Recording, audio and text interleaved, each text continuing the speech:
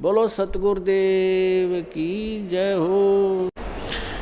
एक काणा कर्ण तपस्वी था। उसने 22 लाख वर्ष तक तप किया। फिर उसके लिए विमान आया लेने के लिए। अब चलो तुम याद किए हो धर्मराज दरबार में, चलो। उसको इतना अभिमान हो गया था कि मेरे जैसा जाजुल तप किसी ने नहीं किया होगा। रास्ते में एक पत्थर पर शिला थी।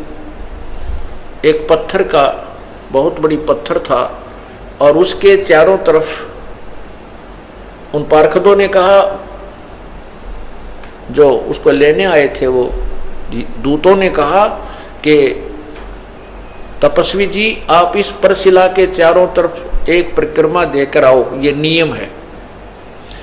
अब वो काणा कर्ण तपस्वी उस परशिला के चारों तरफ चलने लगा। उसने देखा वैसे ऐसे 18 करोड़ काणे कर्ण अपना नाम लिख लिख गए हुए थे। मैंने इतने हजारों वर्ष तप किया, मैंने इतने लाखों वर्ष तप किया।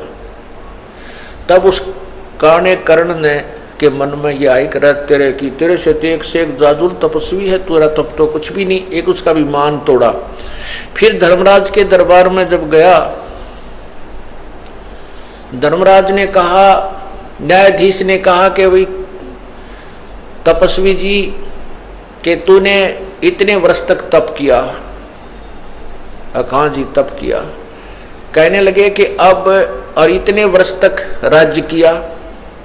तो कहने लगा धर्मराज के मैं न्याय करूं या रहम करूं, अदल करूं, अदल माने न्याय, अदल करूं या फजल करूं, फजल माने रहम। अब देखो बुद्धि भ्रष्ट होती है इंसान की।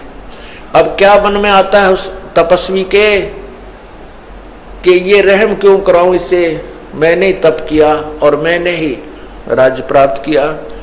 अब ये इसमें रहम की क्या आवश्यकता पड़ेगी? कहने लगा न्याय कर, अदल करो। वो कहता है कि मैंने 22 लाख वर्ष तप किया, इतने वर्ष राज्य किया, तो इसमें रहम की क्या आवश्यकता है, आप न्याय करो। तब धर्मराज ने कहा कि जिस टुकड़ी पत्थर की टुकड़ी के ऊपर बैठकर, जिस पत्थर की शिला पर बैठकर तूने तप किया था वो किसकी थी? तेरी थी या मेरी थी? बता। अब वो ये कहे कि मेरी थी तो धर्मराज कहता कि लाया क्यों नहीं, फिर उसने अपनी साथ में तेरी थी तो। तब उसने कहा वो तो